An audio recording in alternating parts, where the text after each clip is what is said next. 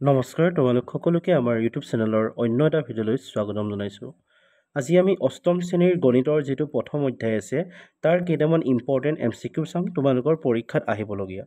ঠিক আছে, তো প্ৰথম আমাৰ প্ৰশ্নটো হৈছে যে which of the following is a rational number, মানে তলৰ কোনটো এটা পৰিমীয় সংখ্যা। ৰেচনেল নাম্বাৰ মানে কি হয়, তোমালোকৰ পৰিমীয় সংখ্যা হয়। ঠিক আছে, তো ইয়াত যদি চাওঁ অপশ্যনবোৰ হৈছে তোমালোকৰ √2, পাই, 3/4, √5। চ' ইয়াত যেতিয়া ৰুট অভাৰৰ ভিতৰত মৌলিক সংখ্যা থাকিব ন, 5টো ইয়াত তোমালোকৰ মৌলিক সংখ্যা হয়, আৰু ইয়াত যদি চোৱা 2টো এটা মৌলিক সংখ্যা হয়। ৰুট অভাৰৰ ভিতৰত যেতিয়া মৌলিক সংখ্যা থাকিব সেইবোৰ সদায় কি হয়, তোমালোকৰ অপৰিমেয় সংখ্যা হয়।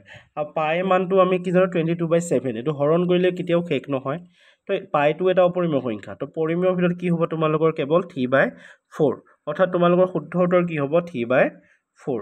তাৰপিছত আহিলে আমাৰ 2 নম্বৰ প্ৰশ্নটো যে দ্য ৰেচিপ্ৰকেল অফ 7। ৰেচিপ্ৰকেল মানে তোমালোকৰ প্ৰতিক্ৰম সুধিছে। ঠিক আছে, 7ৰ প্ৰতিক্ৰম কি হয়? প্ৰতিক্ৰম মানে কি হয়, 7টোক আমি কি কৰি দিব লাগে, ওলোটা কৰি দিব লাগে, অৰ্থাৎ 1/7। কাৰণ এই 7 নাম্বাৰটো অকলশৰীয়া হৈ আছে যদিও ইয়াত তলত এটা 1 এটা আছে, তো ওলোটা যেতিয়া কৰি দিম এনচাৰটো তোমালোকৰ কি হৈ যাব 1/7 হ'ব। তো শুদ্ধ উত্তৰটো হ'ব তোমালোকৰ বি। তাৰপিছত আহিলে তোমালোকৰ 3 নম্বৰ প্ৰশ্নটো যে the sum of rational number and its additive inverses. তো এটা পৰিমেয় সংখ্যাৰ লগতে যোগাত্মক বিপৰীত যোগ কৰিলে ফলাফলটো কি হয়?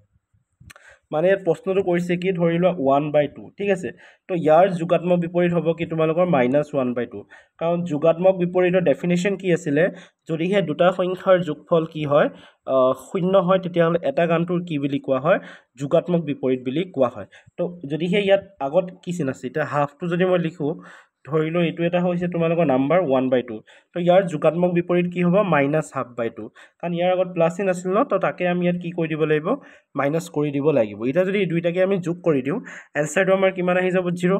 তো গতিকে এটা নাম্বাৰ আৰু তাৰ যোগাত্মক বিপৰীত যেতিয়া যোগ কৰিবা তোমালোকৰ এনচাৰ কি আহিব, 0 আহিব। ঠিক আছে, তো ইয়াৰ যিটো শুদ্ধ উত্তৰ সেইটো হ'ব অপশ্যন এ।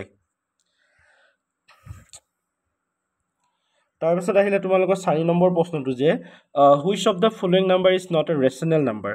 তলত দিয়া কেইটাৰ ভিতৰত কোনটো এটা অপৰিমেয় সংখ্যা বা পৰিমেয় সংখ্যা নহয়। ঠিক আছে, তো ইয়াত যদি চোৱা দেখা দেখি তোমালোকৰ অপশ্যন কোনটো শুদ্ধ হ'ব, ডি। ডিটো এটা কি নহয়, পৰিমেয় সংখ্যা নহয়।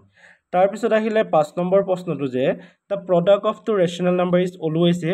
দুটা পৰিমেয় সংখ্যাৰ গুণফল সদায়, মানে দুটা পৰিমেয় সংখ্যা ধৰি লোৱা, যেনে ধৰি লোৱা যিকোনো দুটা পৰিমেয় সংখ্যা 3/2 ধৰিলোঁ, 5/7 ধৰিলোঁ, এই দুইটাকে যদি আমি পূৰণ কৰি দিওঁ কি পাম সুধিছে। ঠিক আছে, মানে যিকোনো দুটা পৰিমেয় সংখ্যা পূৰণ কৰিলে সদায় আমি কি পাওঁ?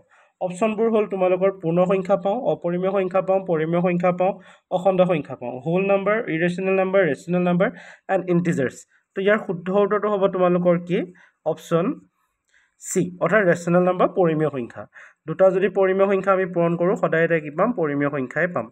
তাৰপৰা 6 নম্বৰটো হ'ল 0 ইজ এ ৰেচনেল নাম্বাৰ। তো 0 এটা পৰিমেয় সংখ্যা। এইটো অপশ্যনবোৰ হৈছে তোমালোকৰ সত্য, অসত্য, কেতিয়াবা সত্য আৰু এটাও নহয়। তো ইয়াৰ অপশ্যনটো যদি চাওঁ আমি, এটো শুদ্ধ, অৰ্থাৎ 0টো কি হয়, পৰিমেয় সংখ্যা হয়। তাৰপিছত আহিলে 7 নম্বৰ প্ৰশ্নটো which of the following has a no' reciprocal, মানে তলৰ কোনটো সংখ্যাৰ কোনো প্ৰতিক্ৰম নাই।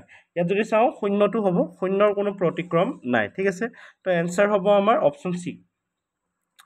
তাৰপিছত আহিলে 8 নম্বৰ প্ৰশ্নটো যে ৰেচনেল নাম্বাৰ বিটুইন 1/3 এণ্ড 1/2।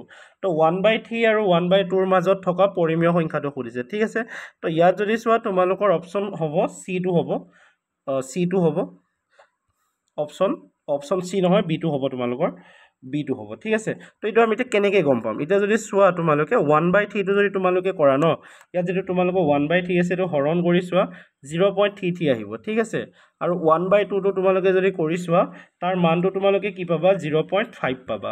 তো এতিয়া 0.33 আৰু 0.5ৰ মাজত থকা নাম্বাৰ এইকেইটাৰ ভিতৰত কোনটো হ'ব, 2/5 হ'ব। ঠিক আছে, কাৰণ এইটো যেতিয়া তোমালোকে হৰণ কৰিবা 2/5ক যেতিয়া তোমালোকে হৰণ কৰিবা এনচাৰ তোমালোকৰ কিমান আহিব, 0.4, আৰু 0.4টো তোমালোকৰ 0.33 আৰু 0.5ৰ মাজত থাকে। তো সেইকাৰণে তোমালোকৰ অপশ্যন বিটো শুদ্ধ হ'ব।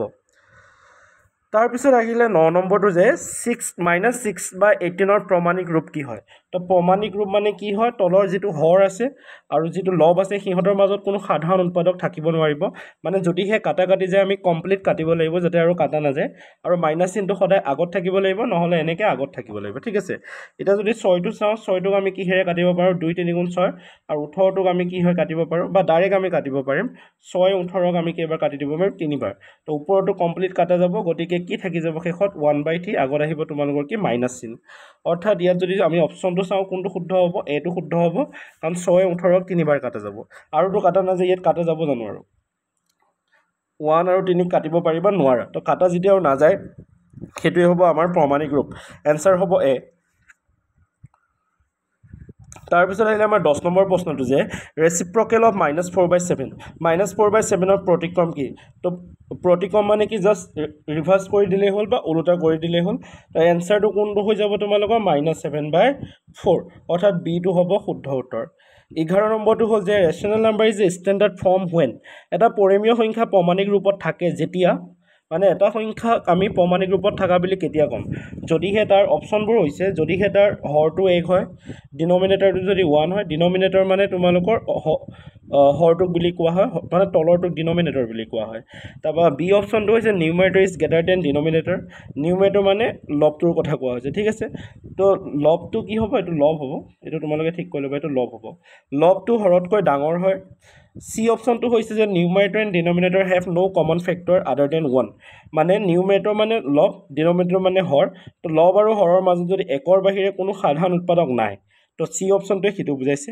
ডি অপচনটোৱে বুজাইছে আমাক denominator is greater than the numerator মানে হৰটো লবতকৈ ডাঙৰ হ'ব ইয়াত তোমালোকৰ শুদ্ধ উত্তৰ কোনটো হ'ব চিটো হ'ব যে এটা সংখ্যাক আমি প্ৰমাণিক ৰূপত থকা বুলি তেতিয়াই ক'ম যেতিয়া সিহঁতৰ মাজত মানে লব আৰু হৰৰ মাজত সাধাৰণ উৎপাদক 1ৰ বাহিৰে আৰু বেলেগ হ'ব নোৱাৰে অৰ্থাৎ কাটা কাটি আৰু যাব নোৱাৰে তাৰপিছত আহিলে 12 নম্বৰটো যে 4/6ৰ সমতুল্য ৰেচনেল নাম্বাৰ এইটো অসমীয়াত লিখিব থাকি গ'ল এইটো ৰেচনেল নাম্বাৰ মানে পৰিমেয় সংখ্যাৰ কথা কোৱা হৈছে তো 4/6ৰ ৰেচনেল নাম্বাৰ বা সমতুল্য পৰিমেয় সংখ্যা কি হ'ব তোমালোকৰ কাটিবলৈ চোৱা 4/6টো তোমালোকে কাটি চোৱা কি হ'ব 2 কাটা যাব এইটো 3 কাটা যাব 6টো আকৌ তো গতিকে কি হৈ যাব 2/3 তো গতিকে এনসাৰ কোনটো হ'ব তোমালোকৰ এ 2/3 হৈছে 4/6ৰ সমতুল্য পৰিমেয় সংখ্যা তাৰপিছত আহিলে তোমালোকৰ 13 নম্বৰটো the product of two rational number is 1 then they are যদি দুটা পৰিমেয় সংখ্যাৰ গুণফল 1 হয় তেন্তে সেই সংখ্যাবোৰক কি বুলি কোৱা হয় অপচনবোৰ হৈছে তোমালোকৰ যোগাত্মক বিপৰীত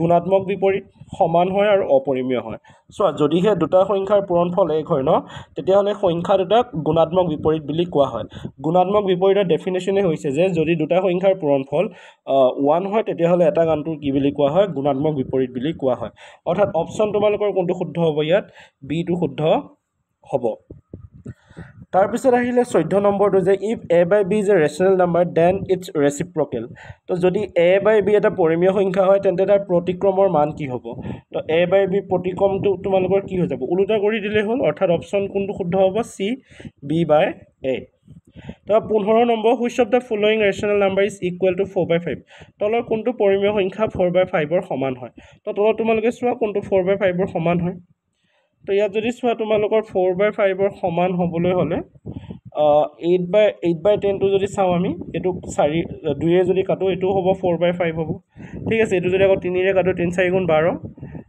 3ৰে কাটিলে 3 4 গুণ 12 এইটো 3ৰে কাটা যাব 4ৰে কাটা যাব 4ৰে কাটিলে তোমালোকৰ 3 হ'ব আৰু 20ক কি হৈ যাব 5বাৰ যাব 3/5 বাকী এইকেইটাও যদি চোৱা এইটো 5ৰে কাটা যাব 4বাৰ এইটো কাটা যাব 4ৰে কাটা যাব এইটো 5বাৰ এইটো কাটা যাব 6 তো এইবোৰ যদি চাওঁ আমি বি চি ডিটো যদি চাওঁ নিমিলে কিন্তু প্ৰথমটো যদি চাওঁ কাটিলে আমি কি হয় 4/5 ওলায় গতিকে অপচন আমাৰ কোনটো শুদ্ধ হ'ব এইটো শুদ্ধ হ'ব ঠিক আছে তো এই ভিডিঅ'টোত আমি 15টা MCQ চাইছোঁ ঠিক তেনেকৈ আমি প্ৰতিটো চেপ্টাৰৰ কাৰণে এনেকৈ MCQ চাই যাম গতিকে চেনেলটো এবাৰ ছাবস্ক্ৰাইব কৰি থৈ দিবা যদিহে তোমালোকে এনেকুৱা MCQ বিচাৰা